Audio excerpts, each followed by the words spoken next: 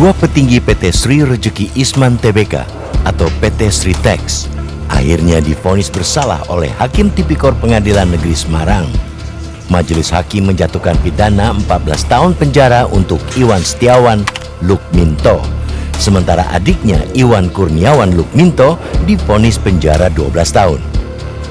Duo pengendali Sritex ini dianggap terbukti secara sah melakukan tindak pidana korupsi. Kakak beradik ini didakwa merugikan keuangan negara 1,3 triliun rupiah dalam kasus penyaluran kredit.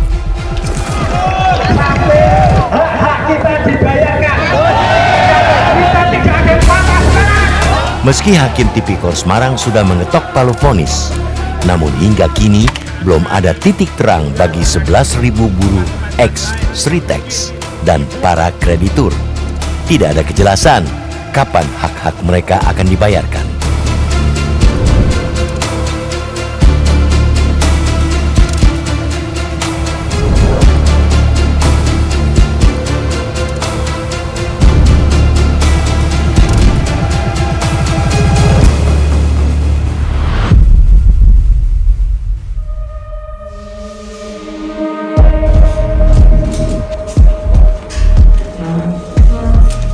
Tidak hanya divonis pidana penjara, kakak beradik Iwan dan Wawan Lukminto juga diharuskan membayar uang pengganti sebesar 677 miliar rupiah.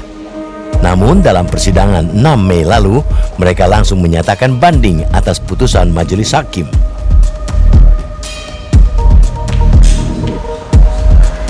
Kuasa hukum terdakwa beranggapan kliennya tidak sepatutnya dipidana. Terlebih sebelumnya, Sritex sudah dinyatakan pilot dalam gugatan homologasi.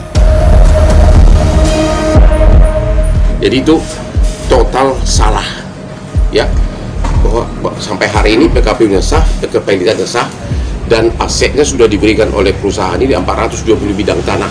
Itu pun belum dijual, belum dilelang. Makanya kita bilang bolak-balik, ini dakwaan korupsi prematur, belum waktunya. Tapi itu tidak dipertimbangkan sama sekali. Berbeda dengan nasib duo Lukminto, 7 terdakwa dari klaster perbankan akhirnya divonis bebas oleh Majelis Hakim Tipikor. Katakanlah SOP perbankan ini sudah semua berlaku, saya katakan. Jadi memang kalau Anda mengikuti pembelaan saya, bukti-bukti yang terungkap di persidangan, saya sudah katakan kalau memang dipertimbangkan secara benar mesti bebas, dan hari ini bebas.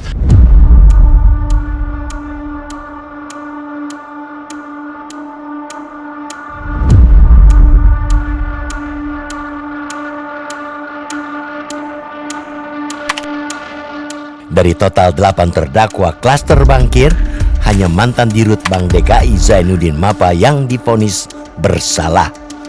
Zainuddin dijatuhi pidana penjara 6 tahun dan membayar uang pengganti lantaran terbukti menerima suap atau gratifikasi sebesar $50.000 Amerika dari petinggi Sritex.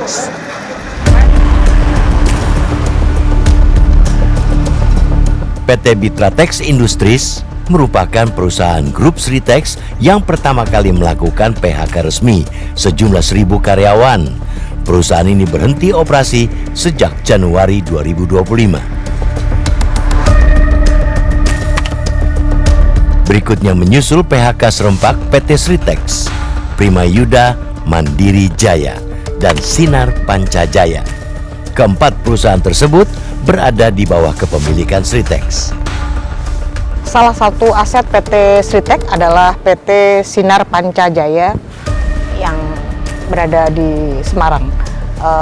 Perusahaan ini sebenarnya kronologisnya atau historisnya dibeli oleh Sritex pada tahun 2013. Saat itu Sritex memang punya ambisi besar untuk memproduksi garment. Targetnya waktu itu 12 juta ton per tahun begitu. Nah, kemudian dibelilah ini. Nah, tapi pada perkembangannya PT Sinar Pancajaya ini termasuk yang terdampak dengan melemahnya kondisi keuangan PT Sritex. Dan akhirnya pada tahun 2024 digugat PKPU dan akhirnya diputus pilot juga pada bulan Oktober 2024. Sehingga saat ini posisi PT Sinar Pancajaya, pabriknya ini juga dikuasai oleh kurator. Sementara sama halnya dengan grup-grup Sritek yang lain, pekerjanya ini sudah dirumahkan sejak Oktober 2024 juga. Sejak Sritex dinyatakan pilot oleh Pengadilan Niaga Semarang pada 21 Oktober 2024, asetnya ditangani kurator. Nilai aset ditaksir mencapai 10 triliun rupiah. Celakanya, Sritex tidak hanya dibelit pilot, namun juga menghadapi kasus dugaan penyelewengan fasilitas kredit. Kasusnya disidik oleh Kejaksaan Agung sejak Mei 2025.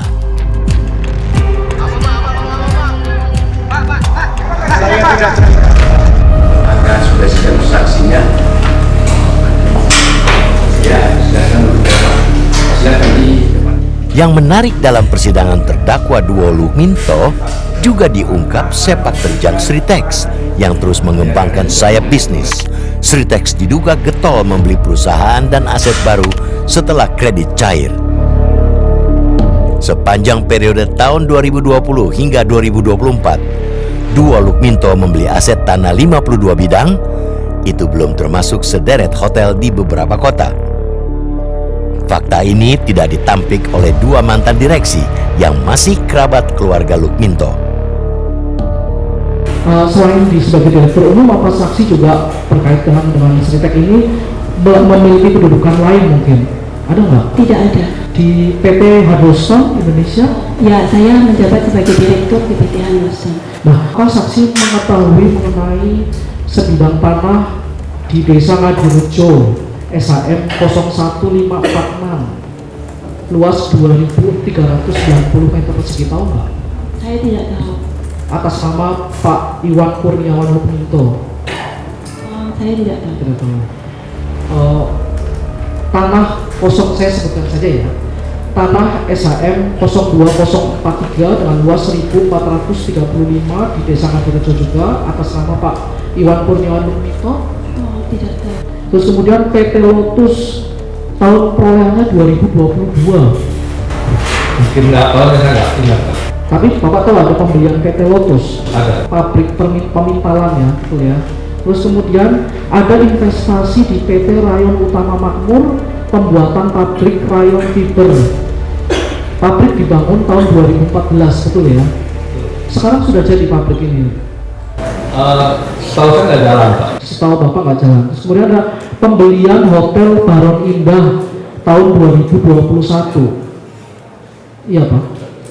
Saya tahu itu baru di bawah Sritek, tapi saya nggak tahu. Oh, tahunnya nggak tahu ya. Pembelian Hotel Diamond di Solo, Hotel Diamond, ya betul. Itu udah lama sekali, setahu saya. Kalau pembelian Hotel Diamond yang di Bali, tahu juga. Sudah, tapi tahu ya itu ada hotel itu ya. Saya tahu ada. Kredit Jumbo Sritex tak hanya berbuntut pilot, pemiliknya juga dipidanakan. Ratusan kreditur gigit jari masih menanti piutang kembali. Kita kan jagain jangan sampai tagihan kita ini tidak diakuin. Tapi diakuin semua tidak dari yang diajukan? Kan biasanya 189 diakui semua.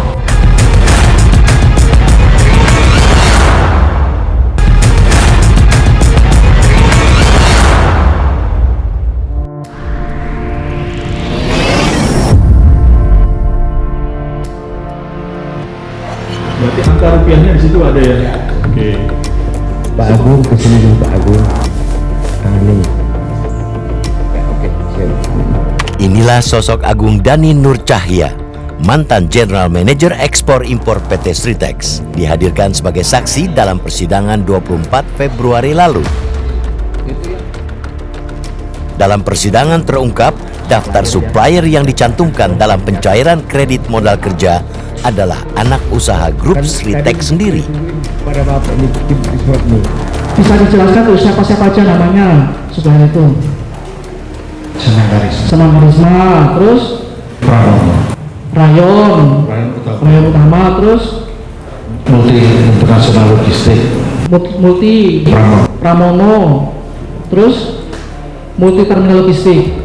Nah, perusahaan-perusahaan itu Pak, Itu tuh perusahaan-perusahaan itu apakah ada kaitannya sama Sritek apa enggak? Suppliernya Sritek, maksudnya ini kan supplier ya, mereka ada di bawah grupnya Sritek apa enggak? Yang pertama tidak. Yang 4 ini kan grupnya Sritek semua. Nah grupnya Sritek itu grup tuh maksudnya gimana grup itu? Jadi antara Sritek dan grup itu kan ada jual beli kayak gitu loh. Iya, jual beli. Aktivitas mereka kan jual beli. Maksudnya apakah direkturnya itu sama atau komisarisnya sama? Saya direkturnya atau komisarisnya saja. Nggak tahu ya. Tapi mereka ada yang saksi tahu itu ada di dalam grupnya gitu. Iya. Saya berdoa. Silakan paslon sampai jam 5. Pada saat Bapak diminta atau diberi wewenang untuk tanda tangan itu atau approval itu, bahasanya apa sih Pak? Kenapa kok Bapak? Kan harusnya bukan Bapak toh, itu kan purchasing kan, yang untuk invoice itu. Apalagi dia supplier. Bapak ekspor impor. Gimana Pak? Logikanya? Saya nggak bisa jelaskan. Ya harusnya bukan saya. Ya Harusnya cuma bukan Bapak. kan saya udah bilang itu ekstrakurikuler di persidangan. Kira-kira kenapa kok Bapak yang ditunjuk? Nggak tahu.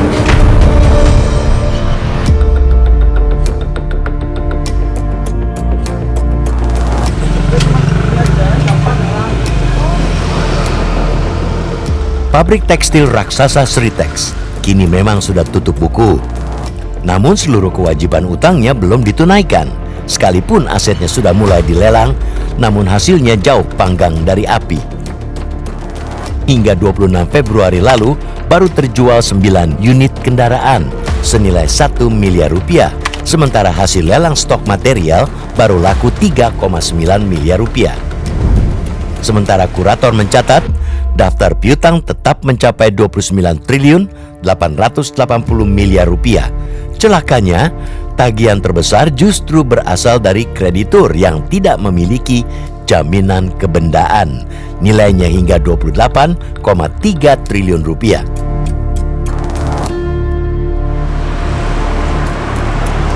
Salah satu kreditur yang memiliki piutang cukup besar adalah KPP Bea Cukai Surakarta. Jumlahnya mencapai 189 miliar rupiah. Utang tersebut muncul terkait penundaan pajak bea masuk di kawasan Berikat. Iya, kita di pengadilan niaga itu kita sempat beberapa kali ikut. Karena jangan sampai, kita kan jagain jangan sampai tagihan kita ini tidak diakui. Tapi diakuin semua tidak dari yang diajukan? Kan biasanya 189 diakui semua. Iya. Karena ada buktinya semua. Ya, karena kita memenuhi jadwal itu, kemudian diverifikasi oleh mereka, diverifikasi dan diakui oleh Sritek.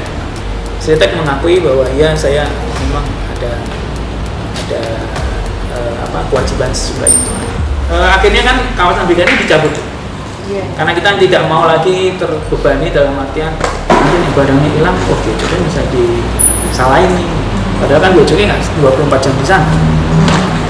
Istilahnya tidak ikut campur, tidak punya kepentingan di sana, tidak menghitung juga, tidak ini. Jadi yang ada di bawah wewenang kita aja yang kawasan Berikat. Jadi jangan salah artikan kan seolah-olah oh Biojoki ini, padahal enggak. Sritek ada yang KB, ada yang non-KB. Non-KB ini ya kayak perusahaan umumnya aja, dia udah diatur oleh sendiri oleh Sritek gitu.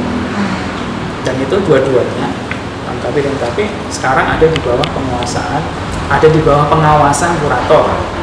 Entah seperti apa pengaturan mengawasi kita belum lihat, karena selama kita di KB kita nggak pernah lihat kurator datang ke situ atau Nggak pernah diajak atau nggak pernah lihat atau nggak pernah bareng? Nggak pernah lihat, nggak pernah diajak, nggak pernah bareng juga. Kantor Pelayanan Pajak Pratama Sukoharjo juga memiliki piutang sebesar 28,6 miliar rupiah. Namun kepala kantor pajak setempat tidak bersedia diwawancara.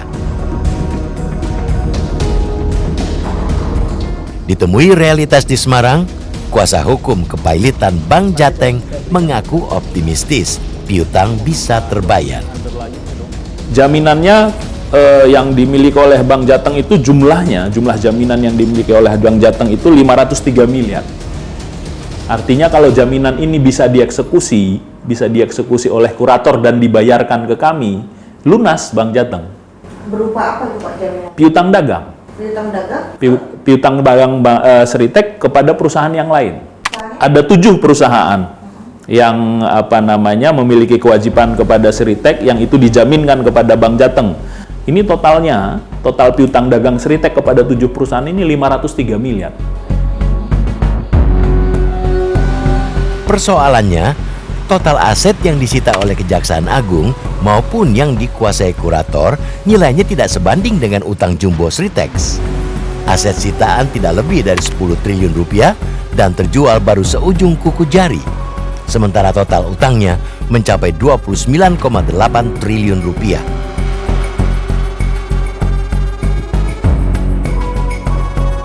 Sementara kalau dari data Kejaksaan Agung, ini mereka telah menyita 151 aset milik keluarga Iwan Setiawan Lukminto.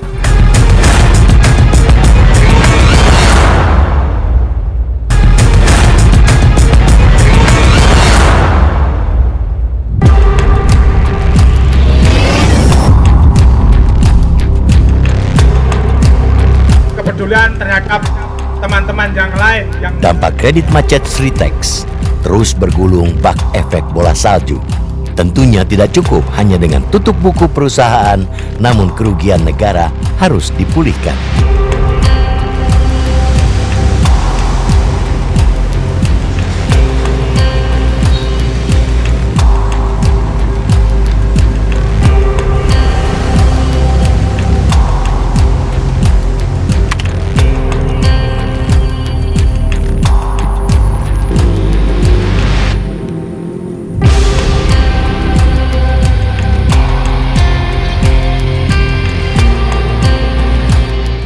Ini adalah aset milik Iwan Setiawan Lukminto, mantan waktu itu ya Dirut PT Sritek. Ini yang disita oleh Kejaksaan Agung.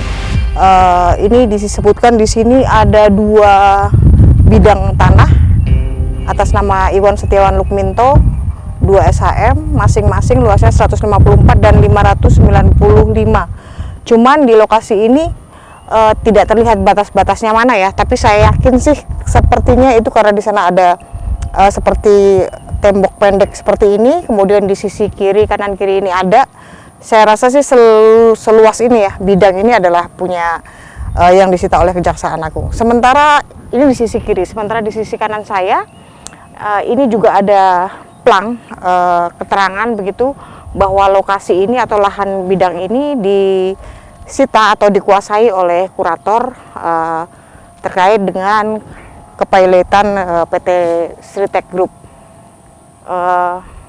Di sini ada 1, kemudian di ujung sana juga ada lagi. Nah, dari data yang kami miliki, kurator memang telah menyita atau menguasai begitu harta dari aset dari keluarga Iwan Setiawan Lukminto. Ini mereka mengistilahkannya dalam bundel pilot itu adalah aset sponsor, yaitu pihak-pihak terkait dari langsung keluarga dari Lukminto. Ini jumlahnya ada 152 bidang tanah, sebagian berupa bangunan juga. Sementara kalau dari data Kejaksaan Agung, ini mereka telah menyita 151 aset berupa bidang tanah milik keluarga Iwan Setiawan Lukminto.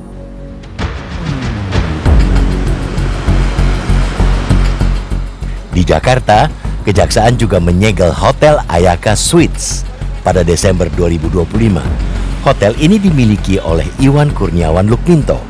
Diduga hotel ini adalah hasil tindak pidana pencucian uang yang bersumber dari hasil pemberian kredit.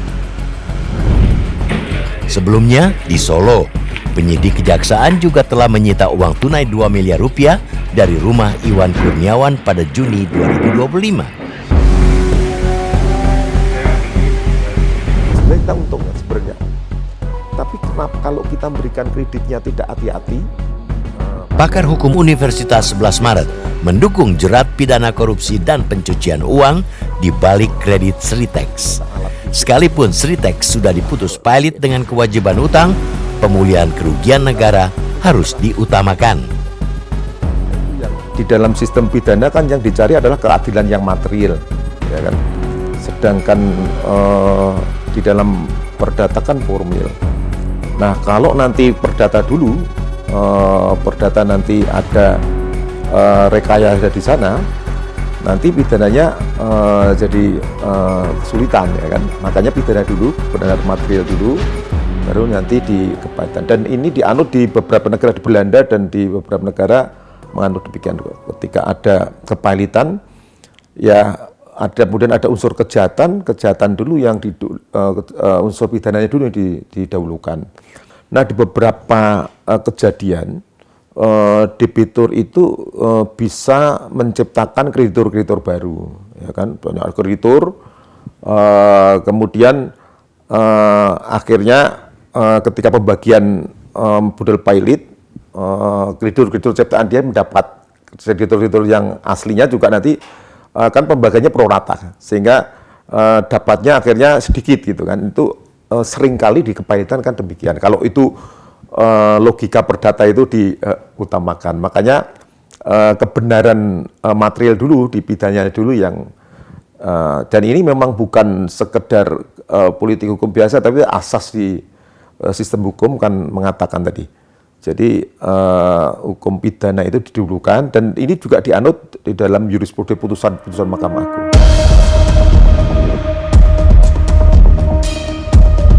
Kalian masih ingat di bawah bendera pabrik kita ngapain? Kumpul semua dan menyanyikan lagu Kenangan Terindah. Kita keluar dari pabrik, masih ada rasa optimis pada waktu itu. Karena dijanjikan 45 hari kita akan bekerja kembali, betul? Kita masih bisa menikmati hari Ramadan dengan enak, dengan nyaman. Karena apa? Kalian dapat uang JHT, betul? Sekarang apakah masih ada uang JHT?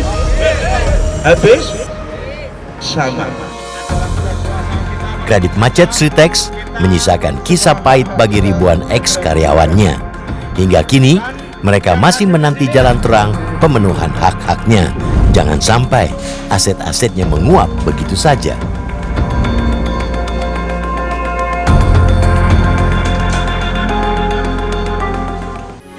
Metro TV